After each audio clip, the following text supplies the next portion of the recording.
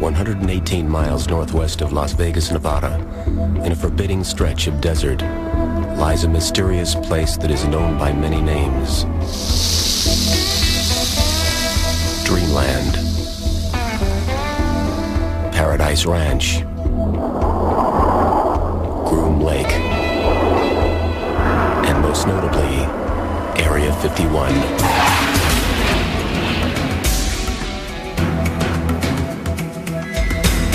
The government does not want to acknowledge that a base exists there. But the fact is, I've been there. There's a runway, there's buildings. It is a extremely secret base. America knows about Area 51. It's now a household term. This is where a lot of our nation's most secret and most important work has been done.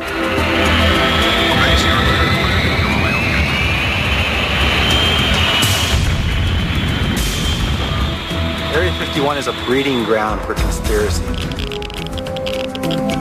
People are willing to believe the most preposterous things about what could actually be going on there.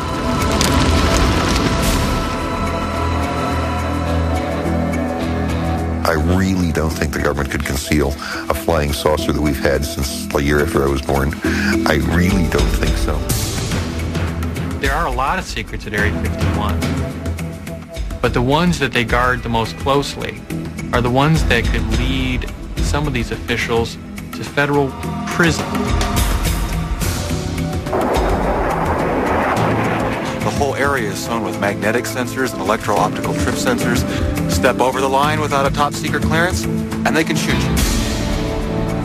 Next stop, Area 51.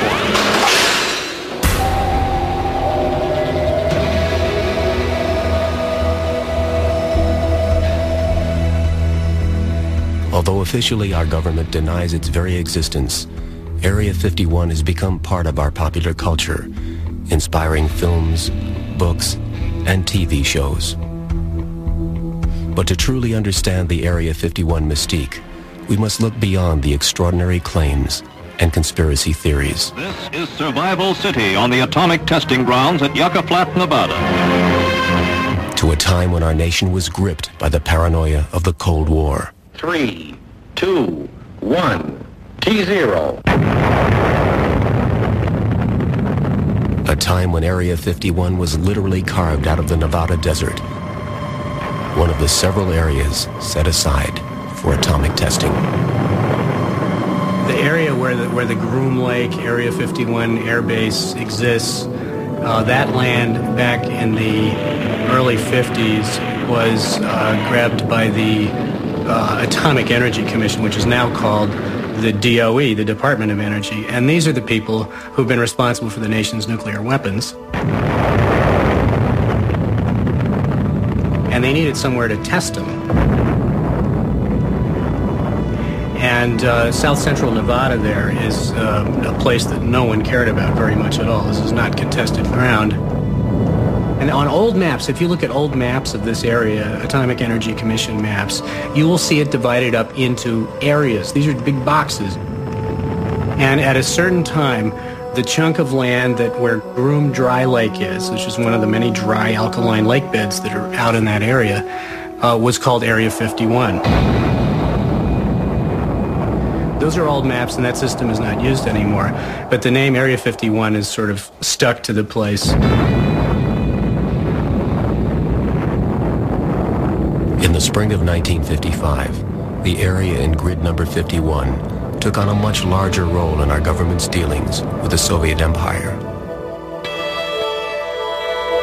That year, Lockheed Aeronautics engineering genius Kelly Johnson designed America's first super-secret spy plane, the U-2. But Johnson had one problem. He needed a place to test his covert creation. He turned to his trusted friend, civilian test pilot Tony LaVere, the man who some say is the true father of Area 51. I told Kelly in simple words, I know exactly what you want, and I'll get right with it, which I did. I'm searching for the perfect dry lake because I knew that a dry lake is the best natural landing field for experimental flying that ever was devised. For nearly a week, Tony LaVere and his team scoured the Nevada desert, checking out dozens of remote sites. But when they crossed the Nellis Mountain Range and came upon Groom Lake, LaVere immediately knew that their search was over. This thing is, on a scale of 1 to 10, it's a 10 plus. The rest of them don't even stand a chance.